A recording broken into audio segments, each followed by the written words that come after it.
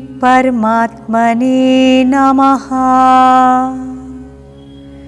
श्री गोविंद की अति प्रिय मार्गशीर्ष मास के कृष्ण पक्ष की उत्पत्ति एकादशी की आप सभी को प्रभु की प्रीति चैनल की ओर से हार्दिक शुभकामनाएं, मंगल कामनाएं। उत्पन्ना एकादशी का पावन व्रत 2023 में हम किस दिन करें? एकादशी तिथि कब प्रारंभ हो रही है, कब समाप्त हो रही है और व्रत का पारना का शुभ मुहूर्त क्या रहेगा? व्रत कथा और व्रत से जुड़ी कुछ विशेष जानकारी की बातें आप सुन सकते हैं इस वीडियो के अंतर्गत। अंत तक हमारे साथ जुड़े रहे। आइए श्रवण करते हैं श्री गोविंद की प्यारी एकादशी की महिमा। गोविंद की प्यारी एकादशी, भक्तों की प्यारी एकादशी, पापों को मिटाती एकादशी, पुण्यों को बढ़ाती एकादशी। एकादशी प्यारी एकादशी, एकादशी प्यारी एकादशी, हरि से है मिलाती एकादशी, ओ पापों को मिटाती एकादशी, पुण्यों को बढ़ाती एकादशी।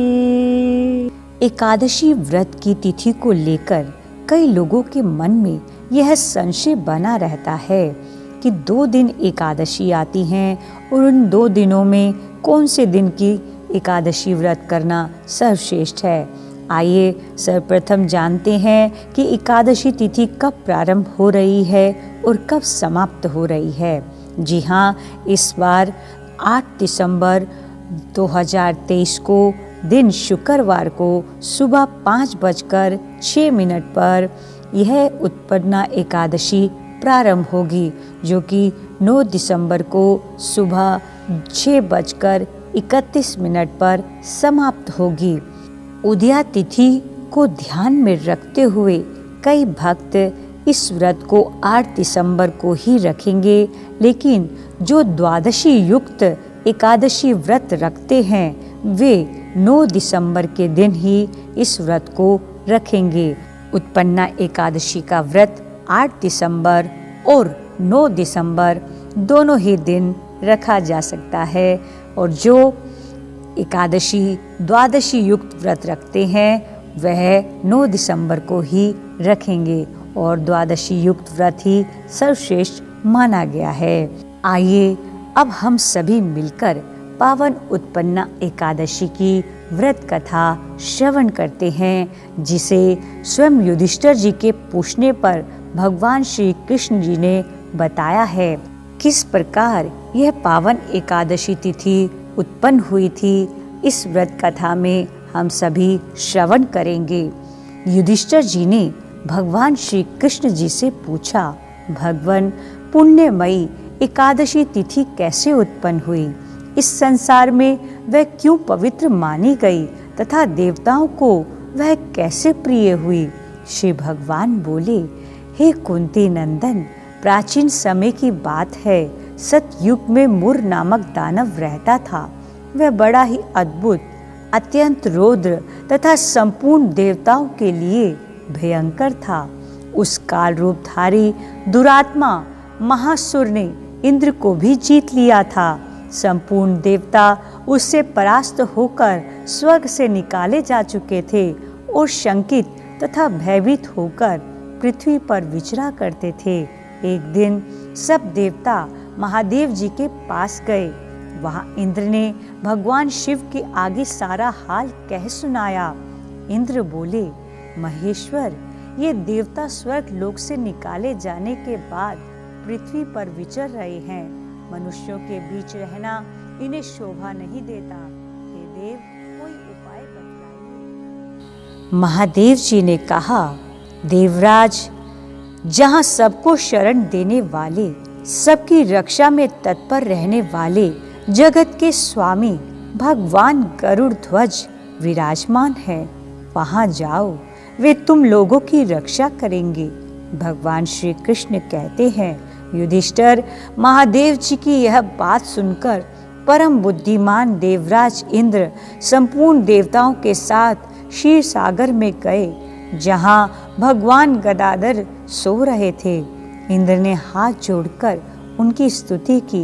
इंद्र बोले, देव देवेश्वर, आपको नमस्कार है। हे देव, आप ही पति, आप ही मति, आप ही कर्ता और आप ही कारण हैं। आप ही सब लोगों की माता और आप ही इस जगत के पिता हैं। देवता और दानव दोनों ही आपकी वंदना करते हैं। पुंडरीकाक्ष, आप दैत्यों के शत्रु हैं। मधुसूदन, हम लोगों की रक्षा कीजिए।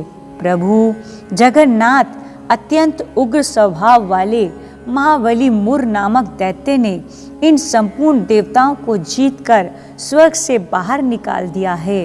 हे भगवान, हे देव देवेश्वर, शरणागत वत्सल, देवता भयभीत होकर आपकी शरण में आए हैं। दानवों का विनाश करने वाले हे कमल नयन, भक्त वत्सल, देव देवेश्वर, जनार्दन, हमारी रक्षा कीजिए, रक्षा कीजिए, रक्षा कीजिए। हे भगवान, शरण में आए हुए देवताओं की सहायता कीजिए। इंद्र की बात सुनकर भगवान विष्णु बोले, देवराज, वह दानव कैसा है, उसका रूप और बल कैसा है, तथा उस दुष्ट के रहने का स्थान कहाँ है? इंद्र बोले, देवेश्वर, पूर्व काल में ब्रह्मा जी के वंश में तालजंग नामक एक महान असुर उत्पन्न हुआ था, जो अत्यंत भयंकर था। उसका पुत्र मुर दानव के नाम से विख्यात है। वह भी अत्यंत उत्कट, महापराक्रमी और देवताओं के लिए भयंकर है। चंद्रावती नाम से प्रसिद्ध एक नगरी है, उसी में स्थान बनाकर वह निवास करता है।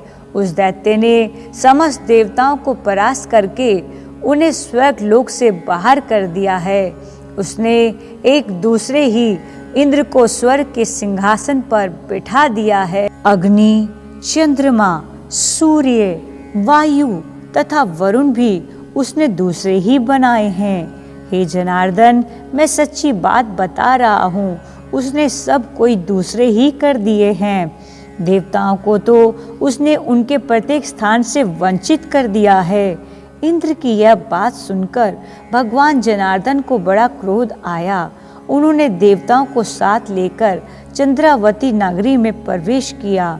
भगवान गदाधर ने देखा कि दैत्यराज बारंबार गर्जना कर रहा है और उससे भी परास्त होकर संपूर्ण देवता दसों दिशाओं में भाग रहे हैं। अब यह दानव भगवान विष्णु को देखकर बोला, खड़ा रहे, खड़ा रहे। उसकी यह बात और ललकार सुनकर भगवान के नेत्र क्रोध से लाल हो गए। बोले, अरे दुराचारी दानव, मेरी इन भुजाओं को देख। यह कहकर श्री विष्णु ने अपने दिव्य बाणों से सामने आए हुए उस दुष्ट दानव को मारना प्रारंभ कर दिया। दानव भय से विवल हो उठे। पांडुनंदन, तत्पश्चात श्री विष्णु जी ने दैत्य सेना पर चक्र का प्रहार किया। उसने छिन्न भिन्न होकर सैकड़ों योद्धा मौत के मुख में चले गए। इसके बाद भगवान मधुसूदन बद्रिकाश्रम को चले गए। वहाँ सिंहावती नाम की गुफा थी, जो 12 योजन लंबी थी। पांडुनंदन, उस गुफा में एक ही दरवाजा था। भगवान विष्णु और उसी में सो गए। वह दानव मुर भगवान को मार डालने के उद्योग से उनके पीछे पीछे तो लगा ही था, अतः उसने भी उसी गुफा में प्रवेश किया। वहाँ भगवान को सोते देख उसे बड़ा हर्ष हुआ।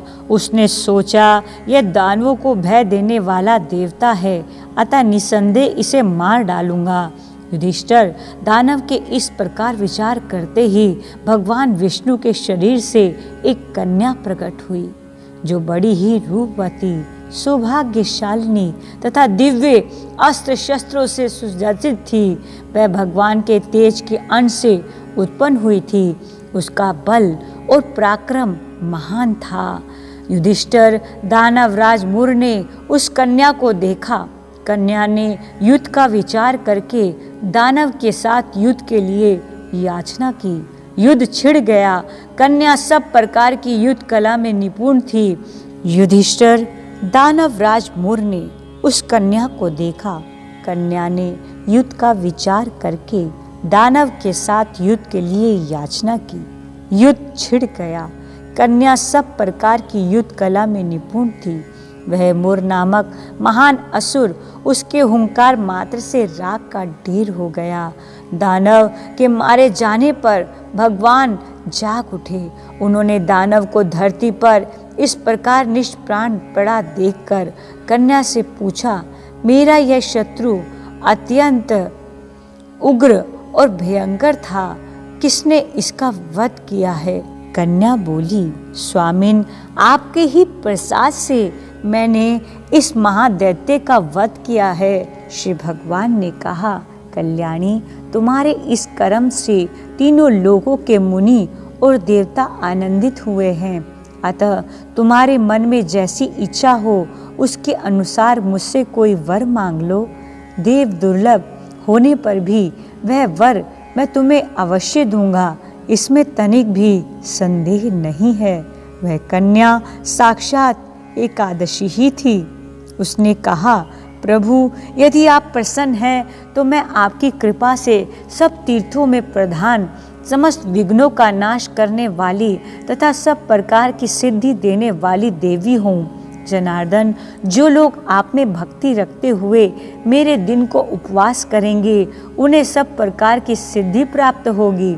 माधव, जो लोग उपवास, नकद भोजन अथवा एक भुग करके मेरे व्रत का पालन करेंगे उन्हें आप धन, धर्म और मोक्ष प्रदान कीजिए। श्री विष्णु जी बोले, कल्याणी, तुम जो कुछ कहती हो वह सब पूर्ण होगा। भगवान श्री कृष्ण कहते हैं, युधिष्ठिर, ऐसा वर पाकर महाव्रता एकादशी बहुत प्रसन्न हुई। दोनों पक्षों की एकादशी समान रूप से कल्याण करने वाली हैं। इसमें शुक्ल और कृष्ण का भेद नहीं करना चाहिए। यदि उदय काल में थोड़ी सी एकादशी, मध्य में पूरी द्वादशी और अंत में किंचित त्रयोदशी हो तो वह त्रिस्पर्शा एकादशी कहलाती है। वह भगवान को अत्यंत प्रिय है। यदि एक त्रिस्पर्शा एकादशी को उपवास कर लिया जाए तो 1000 एकादशी व्रतों का फल प्राप्त होता है तथा इसी प्रकार द्वादशी में प्रारंभ करने पर 1000 गुना फल माना गया है। अष्टमी, एकादशी, षष्ठी, तृतीया और चतुर्दशी ये यदि पूर्व तिथि से विद्व हो तो भी उनमें व्रत नहीं करना चाहिए। परिवर्तनी तिथि से युक्त होने पर भी ही इनमें उपवास का विधान है। पहले दिन में और रात में भी एकादशी हो तथा दूसरे दिन केवल प्रातःकाल एक दंड एकादशी रहे तो पहली तिथि का परित्याग करके दूसरे दिन की द्वादशी युक्त एकादशी को ही उपवास करना चाहिए। यह विधि मैंने दोनों पक्षों की एकादशी के लिए बताई है। जो मनुष्य एकादशी को उपवास करता है वह वैकुंठ धाम में जाता है, जहाँ साक्षात भगवान गरुड़ध्वज विराजमान रहते हैं। जो मानव हर समय एकादशी के महात्म्य का पाठ करता है उसे 1000 गोदान के पुण्य का फल प्राप्त होता है। अतः हम सभी को प्रयत्न पूर्वक इस पावन एकादशी व्रत का अनुष्ठान निष्ठापूर्वक, श्रद्धापूर्वक करना चाहिए। इस पावन एकादशी व्रत की महिमा और व्रत कथा को आप अपने प्रिय मित्रजनों से भी अवश्य साझा कीजिएगा। जुड़े रहिए प्रभु की प्रीति यूट्यूब चैनल से। जय श्री कृष्णा, जय गिरधर गोपाल, जय मदन गोपाल।